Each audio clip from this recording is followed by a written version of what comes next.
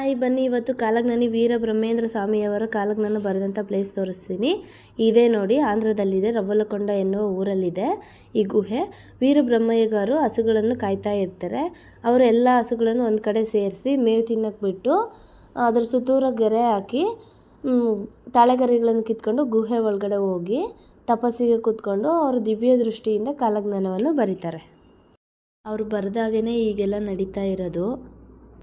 ನೋಡಿ ಯಾವ ಥರ ಇದೆ ಈ ಪ್ಲೇಸು, ಎಲ್ಲರೂ ಹೇಗೆ ಬರ್ತಾ ಇದ್ದಾರೆ ನೋಡಿ. ಮತ್ತು ಅವ್ರು ಇಲ್ಲಿ ಕೂತ್ಕೊಂಡು ಕಾಲಜ್ಞಾನವನ್ನು ಬರಿತಾ ಇರುವಂಥ ಟೈಮಲ್ಲಿ ಅಚ್ಚಮ್ಮ ಎನ್ನುವವರು ಇವ್ರನ್ನ ನೋಡ್ತಾರೆ. ಅಚ್ಚಮ್ಮ ಎನ್ನುವವರು ಯಾರಂದರೆ ವೀರಬ್ರಹ್ಮಯ್ಯ ಸ್ವಾಮಿಯವರು ಅಚ್ಚಮ್ಮ ಎನ್ನುವವರ ಮನೆಯಲ್ಲಿ ಹಸುಗಳನ್ನು ಕಾಯ್ತಾ ಇರ್ತಾರಂತೆ. ಒಂದು ದಿನ ಹಸುಗಳೆಲ್ಲ ಇರೋ ಕಡೆನೇ ಇರುತ್ತೆ. ಇವುಗಳನ್ನೆಲ್ಲ ಬಿಟ್ಟು ಎಲ್ಲಿ ಹೋಗ್ತಾರೆ ಎಂದು ನೋಡೋಣ ಅಂತ ಬಂದಾಗ ಈ ಗುಹೆ ಒಳಗಡೆ ಬಂದು ನೋಡ್ತಾರಂತೆ. ಅಲ್ಲಿ ಇವರು ತಪಸ್ಸಿಗೆ ಕೂತಿರುವುದನ್ನು ನೋಡ್ತಾರಂತೆ. ಬನ್ನಿ, ಅವರು ಕುಳಿತಿರುವ ಜಾಗ ಮತ್ತು ಇವ್ರು ನೋಡುತ್ತಿರುವಂಥ ದೃಶ್ಯ ತೋರಿಸ್ತೀನಿ ಮುಂದೆ.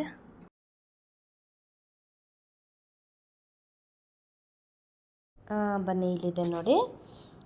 ಇಲ್ಲೇ ನೋಡಿ, ಇಲ್ಲಿಂದನೇ ನೋಡ್ತಾ ಇರ್ತಾರೆ ಅವರಲ್ಲಿ ಕೂತಿರೋದನ್ನು. ಇವ್ರು ಇಲ್ಲಿ ನಿಂತ್ಕೊಂಡು ಇಲ್ಲಿಂದನೇ ನೋಡ್ತಾ ಇರ್ತಾರೆ ಅವರನ್ನು. ನೋಡಿ, ಅವ್ರಿಗೆ ಡಿಸ್ಟರ್ಬ್ ಮಾಡಬಾರ್ದು ಅಂತೇಳಿ ಹೊರಡ್ತಾರೆ ಇವರು. ನೋಡಿ, ಇವರೇ ಅಚ್ಚಮ್ಮ. ನೋಡಿ, ಇಲ್ಲಿ ಎಲ್ರಿಗೂ ಎಕ್ಸ್ಪ್ಲೇನ್ ಮಾಡ್ತಿದ್ದಾರೆ ಅಪ್ಪಾಜಿ.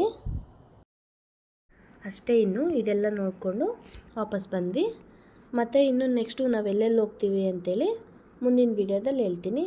ಓಕೆ, ಬಾಯ್.